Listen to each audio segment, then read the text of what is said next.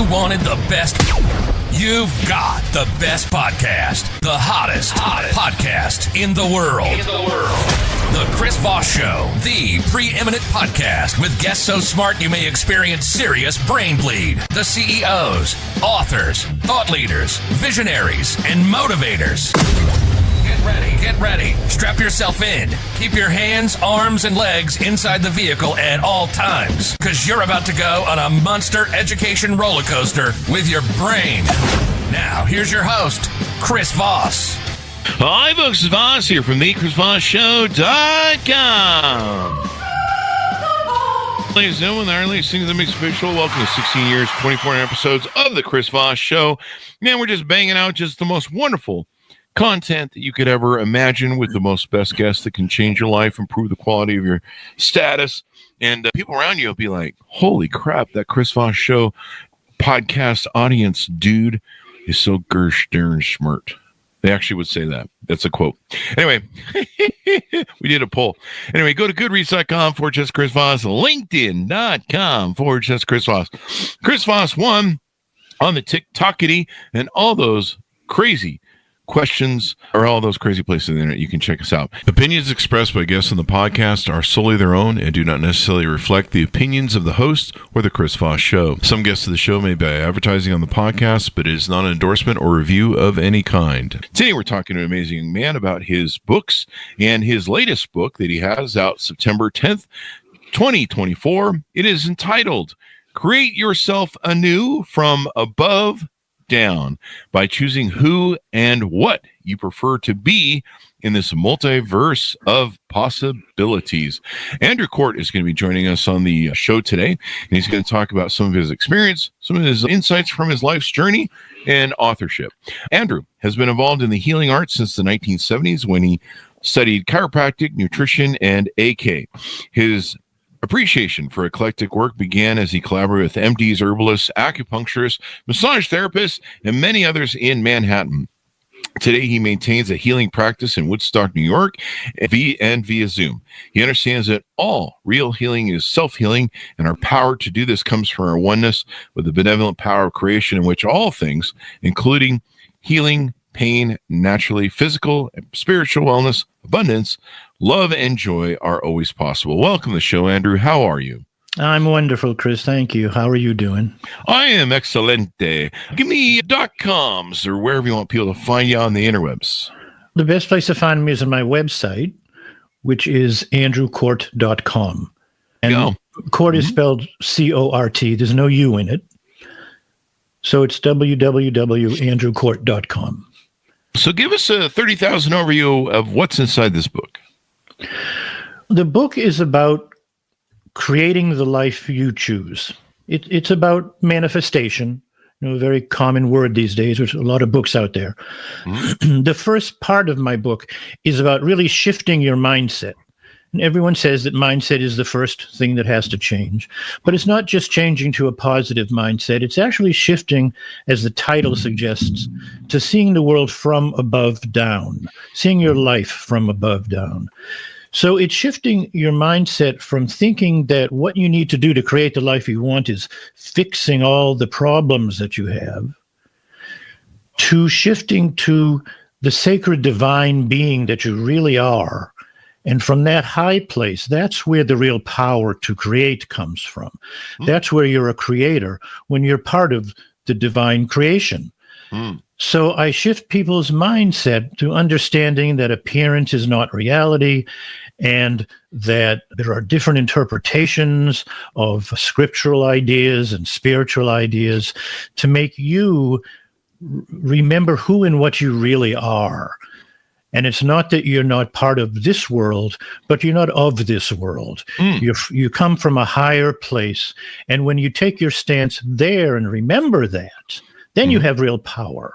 The second step after shifting the mindset is then to clear away all the debris of things that are in the way, blocking you and sabotaging you. That stop people from getting what they want. And that's just clearing the path. And then, and I think really sufficiently only then when the mindset is switched to a higher place of being and all that psychological debris is cleared away. Then you use the tools of manifesting what you want. Then you use affirmations and visualizations and gratitude journals and practicing happiness and practicing confidence and feeling worthy and all those pieces.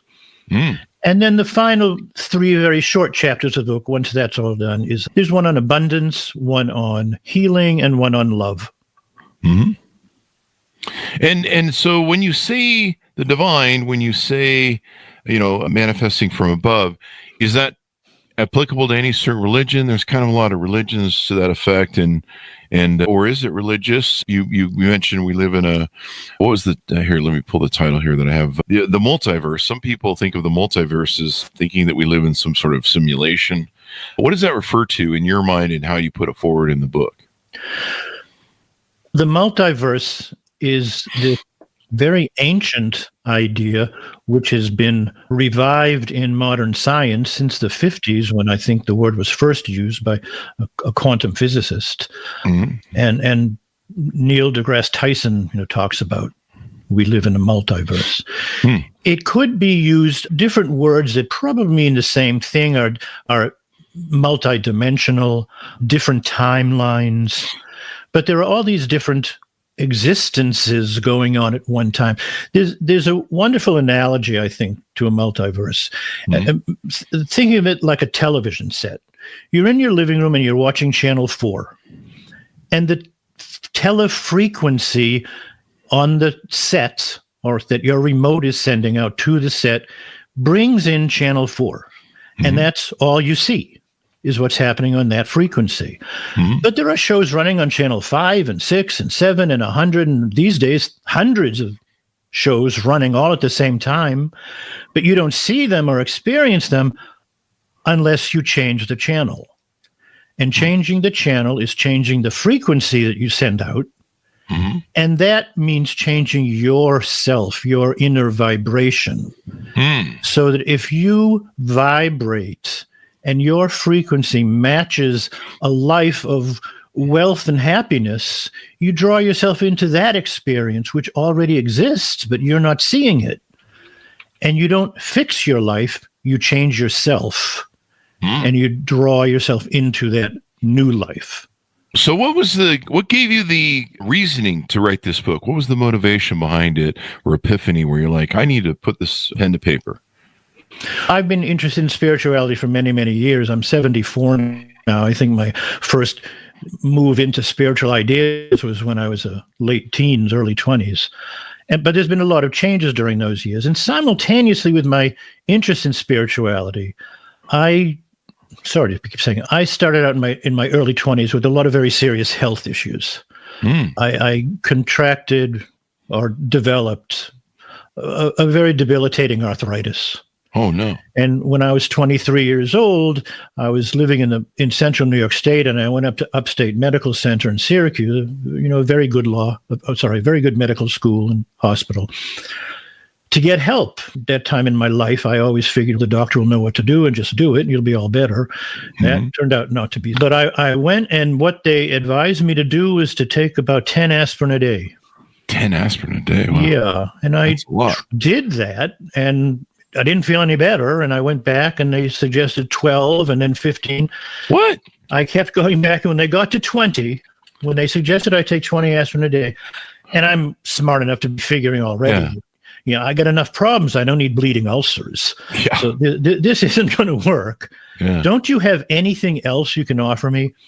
And this doctor, and to be fair and transparent, he was a young intern, not a lot of experience, I guess. But he was a graduate of medical school, and he was my doctor there. And he told me that they did have some medicines that were much more powerful and could probably make me feel better, but he didn't want to give them to me until I was bedridden. Jesus Christ. And I was 23 years old, and I said, bedridden? When do you think that'll be? And he said, the way this is progressing, probably within about a year. Wow. I walked away from medicine at that point. I started getting into holistic ideas, got some help, not perfect health perfect help, but some help. Got very enthusiastic and went off to chiropractic school and practiced in Manhattan for 10 years. By the end of that 10 years, however, I was sad to have to just recognize that the arthritis did keep progressing. It had slowed down, but it was still progressing. And after 10 years, I had to give it up and went and did a whole bunch of other things in my life. Wow. But during all those years, I was pretty miserable. Yeah. I mean, I was pretty miserable because of my health. I was in pain and aching all the time, and I couldn't sleep. And I didn't have much enthusiasm for life or much strength, and I couldn't seem to make any money. I couldn't, seem to work. All the things that young guys do when they just know they need money to pay a bill, like construction or waiting on table. I couldn't do any of that. Wow. All frozen up and in pain. So money was always a problem, and I was miserable about that. And between being poverty-stricken and in pain all the time, women weren't thrilled with me. So my relationship history was pretty bad. And overall, I was just a gloomy, unhappy man. Oh, wow. In my spiritual work, I came to the new idea, new to me, about 7 years or so ago, that maybe the purpose of life isn't to suffer and go through obstacles and grow and learn. Maybe it's really the experience of being happy and grateful and enjoying this incredible life. What you have, right? Yeah, and then I asked, I noticed that if that's the case, I'm not very spiritual at all. Because I am not happy and grateful and feeling wonderful about this magnificent life at all. And then I thought to myself, something that I had heard before but had never been willing to embrace. And I said to myself, what if all these health issues and relationship and abundance and poverty issues, what if they're not making me sad and miserable at all? What if I'm unhappy and miserable, and that's what's causing all these things in my life? So with that switch in my psyche, I started focusing on finding ways to make myself feel happy. Despite anything going on around me, happiness is something I realized you don't wait for when the world finally gives you what you want. Happiness is something you create. It's an inner effort and an inner change. And then I went on to, joining that with gratitude, building up my courage and confidence and finding faith. And not faith in an external deity and not faith in any particular religious tradition, but faith in myself and my possibilities and the divinity of this world, that it's all good and it's all wonderful. And I can believe in myself and believe in life. So I went through all those changes and everything got better. And my health right now, I'm 74 years old. It's better than I've been since I was 19. I'm making more money than I've ever made in my life. My romantic life is really good. Everything just got better and frankly wonderful. And it was because you focused on it, maybe. Yeah. And maybe it was because you focused on that? Do you think that was the turning point? Wow. Yeah, it was focusing on it. It was changing myself. One of the things I did was I started using a lot of affirmations, which were reminding me of things that is not how I usually thought about things. But I didn't just say these affirmations now and again. I actually made myself some slideshows online with one affirmation after another. And I watched these every morning for an hour or two, really retraining my brain and my heart to think and feel differently. And you don't get that from just saying I feel good, I am wealthy, half a dozen times, and meanwhile your inner subconscious voice is saying no you're not, no you're not, no you're not. It takes time, and it takes really shifting and repetition, and just working on opening up and believing in oneself. Believing in oneself too. It sounds like you were kind of reprogramming yourself, basically. Yes. Creating a new engineering in your mind, and then also maybe the visualization of what you're working to, the visualization helps with the kind of manifestation, because your brain goes, okay, this is what he wants. Let's help him get here from there, or there from here, I should say. So it sounds like that's kind of what that did for you. Yeah, and it is rewiring oneself. Mm-hmm. So that one stops repeating all the negative, unnecessary lies about how unworthy and horrible I am. Ah, yeah. You rewire those messages. Mm-hmm. And I mentioned affirmations. I also use a lot of visualizations. Mm-hmm. And the wonderful thing about visualizations, my dad was a salesman, and I remember him telling me that he would stand outside the door of a client for several minutes before knocking on the door.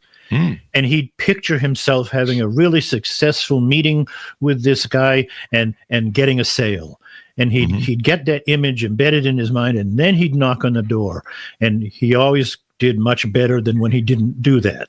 Yeah. And now we know that when you visualize something vividly and maybe over and over again, your brain doesn't know the difference between a physical world occurrence and a vividly imagined occurrence. Your body gets the same chemical changes. Your emotions shift the same way. It doesn't know the difference. So if you just keep repeating, visualizing the life you want and how you want it to be, that's part of rewiring your subconscious mind and your brain and your heart as well. Yeah. What you focus on is what you get. There's two people. Yeah. I think this is for Anthony Robbins. There's two people that can go to a party, and depend upon their filters and how they see things, one person can see people that are, no one's having fun at the party, everyone's bored. And another person can see the life of the party, where everyone's having fun and everyone's enjoying, the party, and they'll both come away with two different perceptions of that party. Yeah. One will come back and go, oh, that was I saw nothing but people having a bad time. And what's interesting is, depending upon you, either perception is true technically, but it can shape your future. And what you tend to focus on, I think enough motivational people have taught us this, or talked about it. What you focus on is what you get. So if you focus on, I'm miserable, I'm horrible, I'm unworthy, or whatever your spin is, we sometimes have that ego mind that likes to beat the hell out of us. There you are. So tell us a little bit more about you and your journey. When did you first start writing books? How many books do you have? I have 11, I think, right now. Congratulations. Yeah, thanks. I started, my first book was in the late 1980s, and it was my years in New York City practicing chiropractic and doing a lot of holistic work. And that book was about holistic health and environmental issues. Mm-hmm. And then I didn't write again until many years later, in the maybe the late 90s. I'd written a master's thesis when I was quite young on the history and philosophy of science.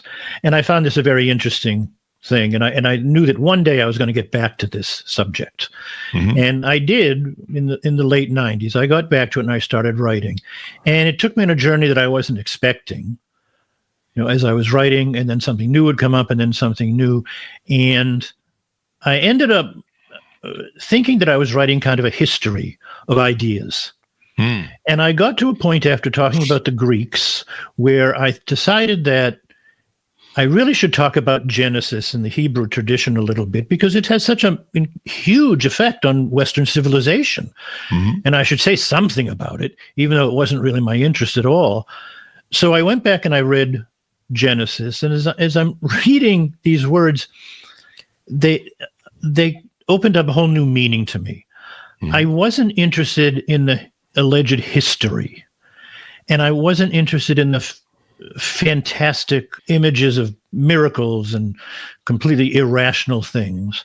And I wasn't interested in the social messages about morality and how to behave in society, which are so contradictory throughout the scriptures. None of that was what I found really interesting. What I found interesting was the symbolism that the stories represented. And what I found was that this, just to try and put it in a nutshell, the story of the Hebrews traveling from enslavement in Egypt to freedom and communion with God in the Promised Land. That journey is as symbolic expression of instructions for my inner journey from being enslaved to this material consciousness to reaching spiritual awakening and communing with divinity. Mm-hmm. And the Greek story of Demeter and Persephone going from Hades back to Olympus is the same story, told with different characters, but the same meaning. And Christ's journey from the Jordan River to the cross is the same journey.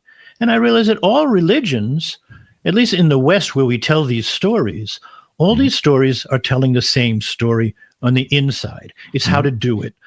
It's not about those people walked from here to there on Tuesday. It's about what you're doing in your life right now and where you want to go next.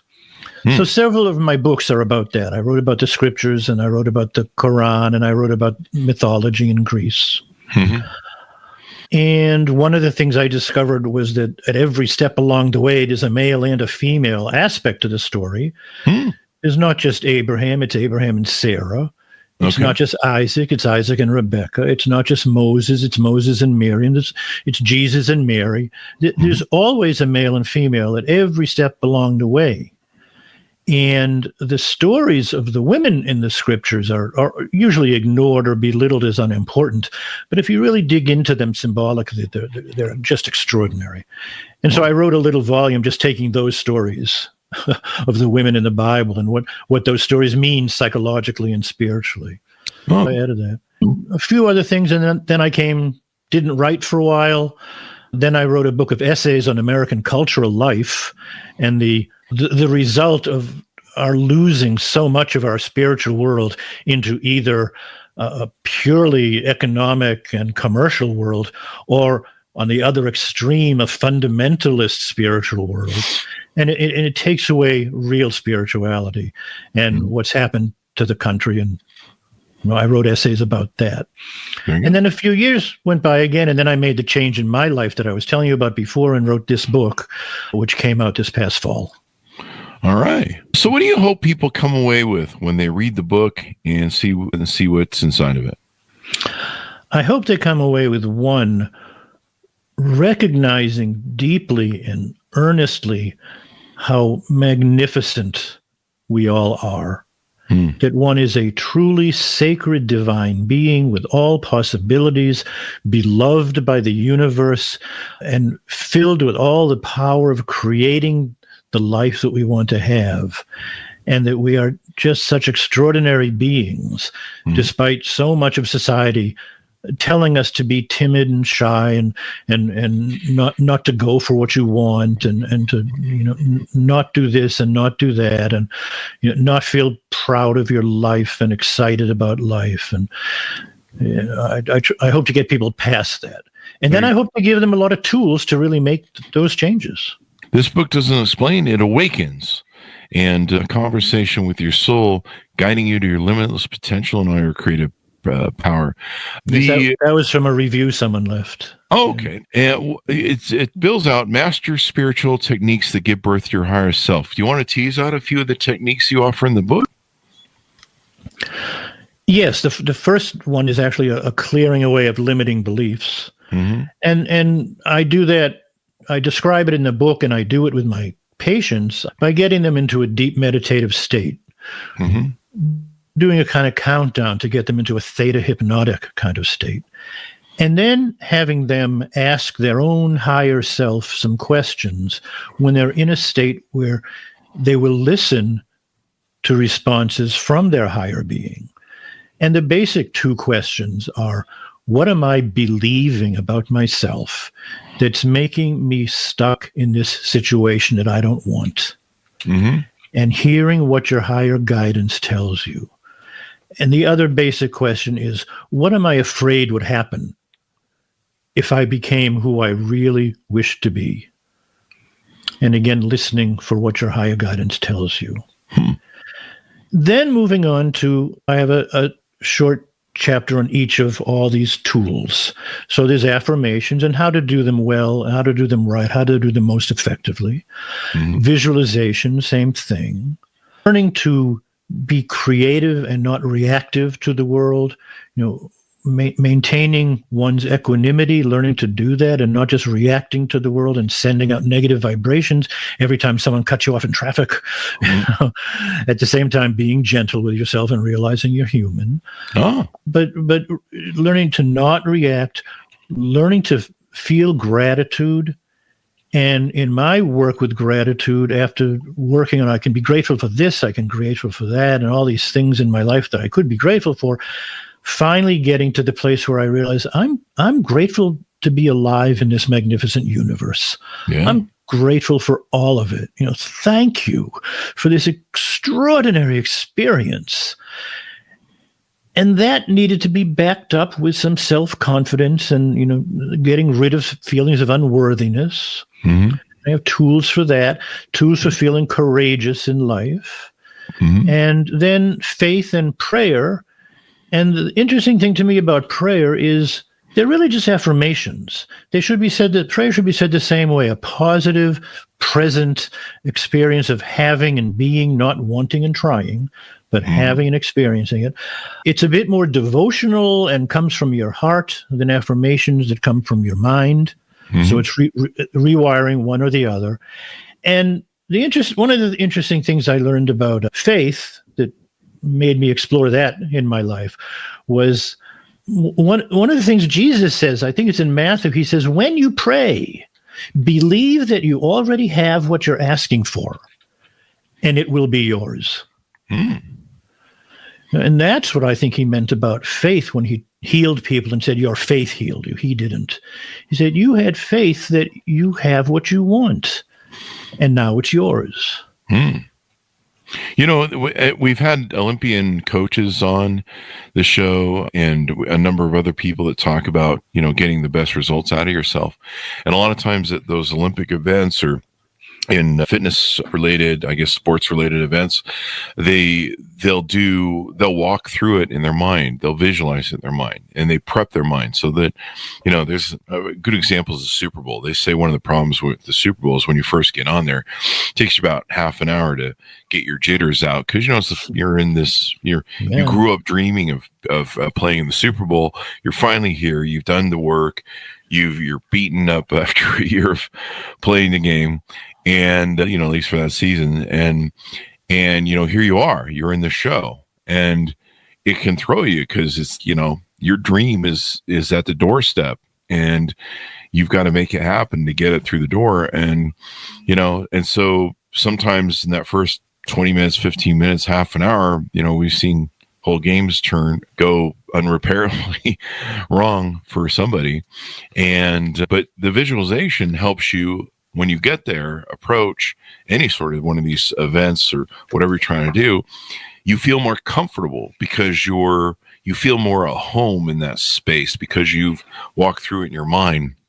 And a lot of Olympians, I think we had some Olympic coaches on, and they would train that with their athletes. They would visualize it. They would see themselves winning. They would see themselves standing on the final thing, and because of it, they would get better performance out of themselves. Absolutely. And I would say that salesmen and athletes have been using this for years and years, maybe before other people got to realize the value of it. One of the first experiments, maybe the first experiment, was back in the 70s. A psychologist, I can't remember his name, sorry, it's in my book. He took a group of young teenage boys who loved playing basketball, and he had them shooting foul shots. Mm-hmm. And he divided them into two groups. And each group, he had them all shoot a bunch of foul shots and get some measure of how good they were. Mm-hmm. And then he divided them into two equal kinds of groups where they had the same abilities overall.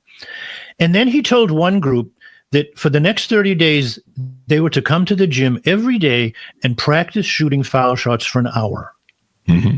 And the other group for 30 days was not allowed to go to the gym, but they were to sit for an hour and imagine shooting foul shots and imagine them all going through the hoop. Uh-huh. And after 30 days, he brought them together. Mm-hmm. And the first group who'd been there did much better. Wow. And the second group who hadn't did equally much better. Ah, isn't that wild? Yeah. That's just crazy. The power of visualization, the power of our mind. I mean, like you talk about in your book, the mind is very important. Now, I noticed on your website you do have some services. I don't know if we want to plug in them. There's a healing session, sabotaging beliefs. Is that an offering you want to put out there? Yes, and I see people live. I'm here in Woodstock, New York, but I also see people on Zoom sometimes if they want to do a healing session with me from anywhere in the world on Zoom. I do two basic things. I work on getting your body relaxed and free of energy blockages. And I do that with energy work, relaxation, music and sound, gentle touch. Mm-hmm. I do some cranial work, which some of your listeners may have heard of, cranial balancing work and muscle balancing work, so that the blockages are opened up, because the real healer is you. It's self-healing. But you have to let in these healing energies. And when we're tight and blocked and our mind is chattering and we're angry and upset, we block it all out. Mm-hmm. So I open up all those channels so that you can start letting in that energy to heal. Then I actually do a second session with people, and we delve into getting down into those limiting beliefs. And you don't dissolve a limiting belief. It has nowhere to go. Nothing disappears in the world. But you can dissolve your attachment to them. Mm-hmm. And switch your focus and your attachment to what you want and the positive things you want, and change your beliefs to focus on those beliefs. And the other things will just fade away from your life. Oh, wow. So as we go out, anything more you want to talk to us or plug while you're on the show? The only other thing I plug is I am working on an online course, which I hope I'll be done within the fall. And I would like to encourage people to visit my website. Mm-hmm. On the one hand, they'll find out more about me, more about my practice, and more about all my books. Mm-hmm. And if they sign my email subscription, they'll be the first to know about the new course when it comes out. But also, when you fill in the subscription form, I send you a PDF of a book I wrote just a few years ago called The Real Cause of Pain and Sickness and What You Can Do About It. Okay. And I think it's a very effective little book for self-understanding and self-healing. And that's just free. Okay. And people can subscribe on the show and get familiar with what you're doing there. Yes. So thank you very much for coming on the show. Give us your .coms one more time as we go out, wherever you want people to follow you. www.andrewcort.com. Mm-hmm. And that's, again, Cort, andrewcort.com. Mm-hmm. You can also find me by just looking up my name on Facebook and TikTok. If you go to TikTok, I have lots of videos, mostly about the work in the book. Okay. Thank you very much for coming on the show. Very inspiring. Lots of great stuff there people can share to improve the quality of lives. And what you focus on is what you get. So thank you very much for coming on. Thank you, Chris.